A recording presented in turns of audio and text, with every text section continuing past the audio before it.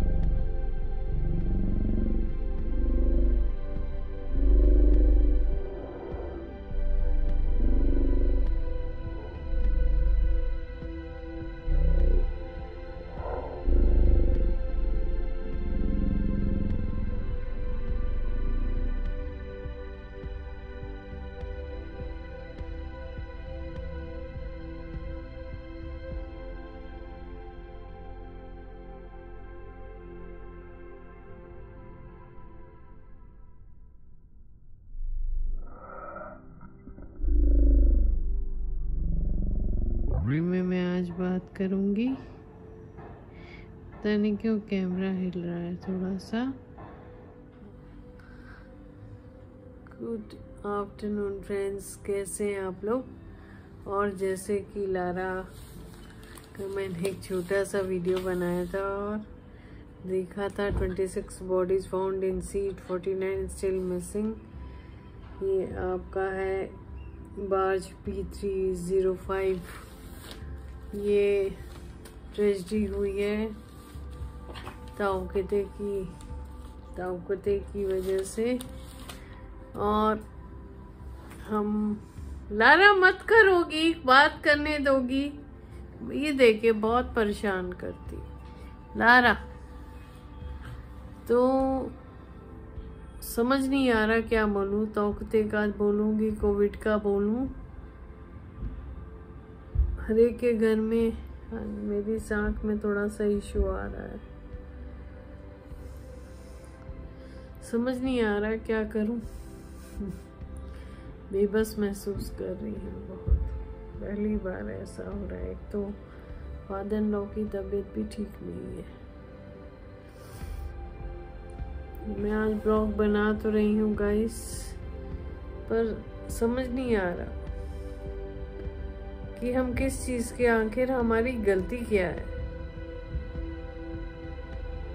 मैं फिर भी होप देना नहीं बंद करूंगी, क्योंकि मैं जानती हूँ कि हम लोग अगर ह्यूमन है तो हमारी कोई गलती नहीं है इसमें। जब पता था किस तरह का साइक्लोन आ रहा है तो इस तरह की मिस्टेक्स हुई कैसे? हम कब तक गलतियां करते रहेंगे? हम कब तक दूसरों की गलतियों का खामियाजा भुगतते रहेंगे? मैं जब अपने बूढ़े पेरेंट्स को देखती हूँ, मेरे फादर हो गए 82 के, मदर हो गई 76 की, बेटे के घर नहीं जा पा रहे हैं। इस अप्रैल में जाने वाले थे, जाने कब से होप लगा के बैठे हैं कि लॉकडाउन खत्म हो तो हम जाएं, कब हम सुरक्षित महसूस करेंगे। मेरे फादर इन लॉ की तबीयत ठीक नहीं चल रही है, इन लॉज का भी वही हाल है। समझ नहीं आता ये बुजुर्ग कब अपने बच्चों के पास फ्रीली जा पाएंगे, कब बच्चे इनके पास फ्रीली जा पाएंगे। इनके लिए तो हर दिन इम्पोर्टेंट है, इनके लिए तो हर दिन इनको लगता है। मेरे पापा ने एक बात बोली थी कि अब हम लोग के तो हर दिन एक ब्लेसिंग है हमारे लिए। सच बात है। क्या करे जाए, हम हेल्पलेस हैं, हम कुछ नहीं कर सकते। मैं रोज वीडियो कॉल करके उत्साह तो बढ़ा देती हूँ कि नहीं थोड़े दिन की बात है, पर शायद अब वो भी समझ गए कि ये पता नहीं कब तक उनको झेलना पड़ेगा। बहुत फ्रेंड्स ऐसे हैं जिनकी फैमिलीज में बहुत डेथ्स हुई हैं। इतनी डेथ्स हुई हैं कि वो बेचारे फ़ोन उठाने से भी डर जाते हैं। एंग्जाइटी के शिकार हो चुके हैं, साइकोट्रिक प्रॉब्लम्स हो चुकी हैं। लोगों को लगता है जबरदस्ती मुस्कुराना पड़ रहा है, रातों को नींद नहीं आती उन बेचारों को, दवाइयाँ खा के सो रहे हैं, हेल्पलेस। फिर भी होप अलाइव रखना है। ये होप क्यों अलाइव रखने की ज़रूरत है? इसलिए ज़रूरत है ताकि लोग इतना ना घबरा जाएं कि सही ट्रीटमेंट ना ले पाएं। सिर्फ खबरें उनको डरा रही हैं। सोशल मीडिया डराने के लिए नहीं है, होप देने के लिए है। लोग ये ना समझने लगे कि घर रहते ही वो ट्रीटमेंट कर पाएंगे अपना। बहुत सी पॉसिबल नहीं है, आपको एक्सपर्ट के पास जाना पड़ेगा। अगर एक्सपर्ट आपसे झूठ बोल रहे थे तो क्या वो अपनी जान ना बचा लेते? जी हाँ, मैं डॉक्टर्स की बात कर रही हूँ। क्या हमको आइडिया है कितने डॉक्टर्स हमारे शहीद हो गए दूसरों की जान बचाने में? डॉक्टर के अग्रवाल की अगर मैं बात करूं, वो मरीजों के मसीहा थे, इसलिए मैं उनको एक शहीद की तरह ही याद रखना चाहती हूँ। और जाते जाते भी एक पॉजिटिव मैसेज दे के गए, क्या करने की ज़रूरत है ये बता के गए। उनको पता था जबकि कि उनके साथ कुछ भी हो सकता है, क्योंकि ये बीमारी ना रैंक देख के आ रही है, ना पैसा देख के आ रही है, ना पढ़ाई देख के आ रही है, ना ओहदा देख के आ रही है, कुछ नहीं हो रहा। गाइस, एक रिक्वेस्ट है, इस समय पे आप प्लीज़ ये फिल्म के रिव्यूज़ और ये सब रिव्यूज़ मत डालिए। बहुत अजीब लगता है जब हम इतने ऐसे पीरियड से गुजर रहे हैं, तो उस समय भी हम इस तरह की बातें करें। हमें क्या करना है यार, कौन सी फिल्म चली, कौन सी फिल्म नहीं चली। हालांकि मैं एक फिल्म मेकर हूँ, मैं भी प्रोजेक्ट्स बनाऊंगी, अपने आगे काम करना हमारी मजबूरी है, ताकि इस सिचुएशन में भी काम करने के लिए बहुत मेंटल स्ट्रेंथ चाहिए, और ये मेंटल स्ट्रेंथ हमें दूसरों के लिए डालनी है, ताकि हम लोगों को काम दे पाएं, ताकि लोगों के घर में रोजी रोटी चले। सिर्फ एक फोकस है, कैसे हम दूसरों की मदद करें।